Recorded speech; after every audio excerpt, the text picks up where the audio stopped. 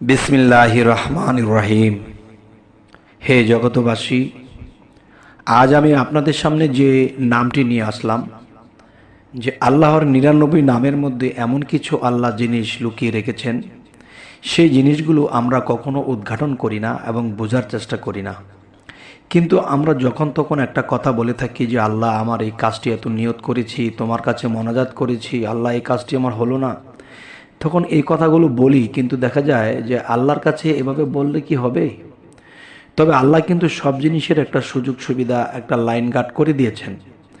যেমন দেখেন, যে আমরা যদি প্রধানমন্ত্রীর কাছে যাই, যে প্রধানমন্ত্রী আমাদেরকে গ্রামের মধ্যে কারেন্ট লাগবে, সেই কারেন্টটা প্রধানমন্ত্রী দিয়ে দিবে।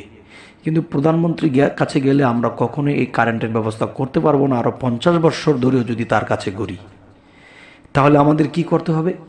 যেমন আমাদের গ্রামের মধ্যে মেম্বার সাহেব আছেন, চেয়ারম্যান সাহেব আছেন। এখন মেম্বার চেয়ারম্যানের কাছে যদি আমি যোগাযোগ করি, তাহলে দেখা যায় কয়েক সপ্তাহের মধ্যে কারেন্টের ব্যবস্থা হয়ে যাবে। তাহলে আল্লাহ কিন্তু পৃথিবীতে নবী রাসূলদেরকে রেখেছিলেন, নবী রাসূলদেরকে রেখেছেন, এর মাধ্যমে বহু মানুষ চলেছে, সুবিধা করে চলেছে। আল্লাহর কাছে কিছু চাওয়ার দরকার হলে নবী ও রাসূলদের মধ্যে চেয়েছে। তাহলে দেখা যায় এখন আমরা সরাসরি আল্লাহর কাছে চাই, তো এখন দেখা যায় যে কিছু হচ্ছে না। আর যদি আমরা কোনো মাধ্যমে যাই, তো ইনশাআল্লাহ এটা হবেই। তো এখন বর্তমানে পীর আউলিয়ার যুগ, উলিয়ার মাধ্যমে আল্লাহ কিছু করে থাকে, শুনে থাকে। তো এখনকার যে কথাটি বলবো, যে আল্লাহ, আমি এই বিপদে পড়েছি, সেই বিপদে পড়েছি, আমি সমস্যায় পড়েছি, আমাকে তুমি রক্ষা করো, বা এরকম কিছু ভাবনা রেখে যখন আমরা চলি এবং আল্লাহকে ওইভাবে আমরা ডাকি, কিন্তু কাজ হয় না। তো কাজ হয় না, এতে কি আল্লাহর দোষ? না। আল্লাহ বলেছে, দেখো আমার বহু নাম আছে, এর মধ্যে ৯৯টা নাম দেখা যায় লিপিবদ্ধ করা হয়েছে, গ্রন্থের মাধ্যমে গিয়েছে, তোমরা তা পেয়েছো। তোমরা কি জানো না যে আমার গুণ শক্তি, আমার মহা গুণ আমি এই ৯৯ নামের মধ্যে রেখেছি। যেমন সেই নামটি হলো কি, দেখুন, সেই নামটি হলো, মনে করেন যে আমাদের কখন কোন সময় কি কি বিপদের সময় আমরা এই নামগুলো জপব। যেমন প্রথমত আমি আপনাদেরকে বলছি যে এই নাম কাগজে লিখিয়া পানি দ্বারা ধুইয়া, সেই পানি তেজারতি মাল ও দাড়িপাল্লায় ছিটাইয়া দিলে আপনার ব্যবসায় উন্নতি হবে। আলহামদুলিল্লাহ।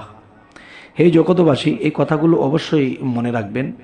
অবশ্যই আপনাদের দুনিয়াবি লাভ হবে। আর দুনিয়াবি যখন লাভ হবে, তখন মনে আনন্দ থাকবে।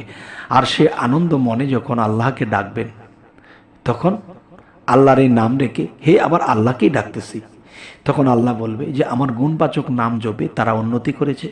তখন তারা আমাকে চোখের পানিতেও ডাকে, হাসিতেও ডাকে, খুশিতেও ডাকে। সকল প্রকারের ডাক আল্লাহ তার কাছ থেকে পেয়ে গেল। যেমন দ্বিতীয়বারের কাজটি হলো কি, এখন আমি নামটি বলছি, ইয়া হালিমু। ইয়া হালিমু, এই নামটি যদি কেউ জপে এবং দেখা যায় ওই পানির নৌকায় ছিটাইয়া দিলে, এই নামটি জপিয়া পানির নৌকায় ছিটাইয়া দিলে কোনো প্রকার বিপদে ভয় থাকে না, ডুবিয়া নষ্ট হবে না, ইহাই ভয় থাকে না। দেখা যায় আমরা যখন নৌকাতে চড়ব, এখন দেখা যায় মনে একটা ভয় থাকে যে নৌকা যদি ডুবে যায়, নৌকাটা যদি কোনো সমস্যা হয়ে যায়, তখন এই পানিটা কিছু দেখা যায় ছিটিয়ে দিলে তখন নৌকাটা ডুববে না। আল্লাহর নামের এতই গুণ ক্ষমতা, সুবহানাল্লাহ। যেমন ইয়া হালিমু। ইয়া হালিমু এই নামটি গৃহপালিত পশুর গায়ে ছিটাইয়া দিলে ভালো ফলাফল পাওয়া যাবে। গৃহপালিত পশুর গায়ে ছিটাইয়া দিলে এই নাম জপিয়া ভালো ফলাফল কিংবা ভালো ফসলের মধ্যেও যদি এটা ছিটিয়ে দেওয়া হয়, তাহলে ফসলের ফলাফলও ভালো হবে। তবে আমার কথা আপনারা অনেকেই বুঝতে কষ্ট হলে একটু খেয়াল করে বুঝে নেবেন, যে আমি আবারও বলছি যে ইয়া হালিমু। ইয়া হালিমু এই নামটি গৃহপালিত পশুর গায়ে ছিটাইয়া দিলে ভালো ফলাফল পাওয়া যাইবে এবং বিপদাপদ হইতে মুক্ত থাকিবে। আলহামদুলিল্লাহ। এবং জমিনে ছিটাইয়া দিলে ক্ষেতের ফসল ভালো হবে, কীট পতঙ্গ হইতে নিরাপদ থাকিবে। আলহামদুলিল্লাহ, আল্লাহ যে কত সুযোগ সুবিধা রেখেছে, আমরা এর কিছুই করি না। তবে হে জগতবাসী, আল্লাহ আমাদেরকে এই সুযোগ সুবিধাগুলো দিয়েছে, অবশ্যই আমরা এই সুযোগ সুবিধাগুলো নেব। তখন আমাদের কি হবে? তখন দেখা যায় যে আল্লাহর কাছে আমরা দোষী থাকবো না। আল্লাহর কাছে চেয়েছি অন্য নামে, আসলে যেই নামে যেটা চেয়ে নিতে হয় সেটা সেই নামেই চাইতে হবে, অন্য নামে দিলে হবে না। যেমন মনে করেন একটা কথার কথা, আমরা যদি বিদ্যুৎ মন্ত্রীর কাছে যাই তাহলে বিদ্যুতের ফয়সালা হতে পারে, পানির মন্ত্রীর কাছে গেলে পানির ফয়সালা হতে পারে, প্রধানমন্ত্রীর কাছে দেশের কোনো মারাত্মক কোনো বড় কোনো সমস্যার সমাধানের জন্য প্রধানমন্ত্রীর কাছে গেলে ব্যবস্থা হতে পারে। তাহলে আল্লাহ কিন্তু এই পৃথিবীতে অলি আউলিয়াদেরকে ছিটিয়ে রেখেছেন। এই বিষয়গুলা 99 নামের মধ্যে এই ক্ষমতাগুলো আল্লাহ দিয়ে রেখেছে। এখন আমার যেই সমস্যা, যখন সেই সমস্যার সমাধান আমরা করে নেব। তবে আরও একটি কথা হলো যে ঘরে যদি কোনো গরিব লোককে দেখেন তারা না খেয়ে থাকে, তারা খুব অসুবিধা বোধ করে, তারা যেন 1000 বার ফজরের নামাজের পরে 1000 বার ইয়া রাজ্জাকু ইয়া রাজ্জাকু এই নামটি জপনা করে।